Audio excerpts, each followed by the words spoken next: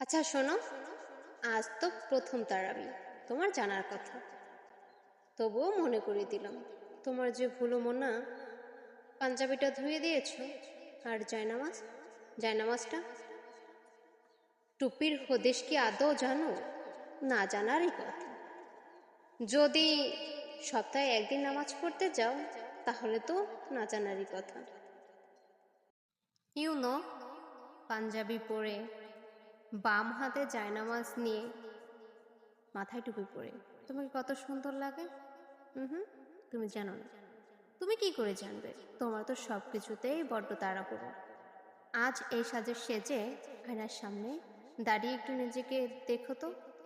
তখন নিজেকে নিজে দেখে কি বলবে জানো? মাশাল্লাহ, মাশাল্লাহ।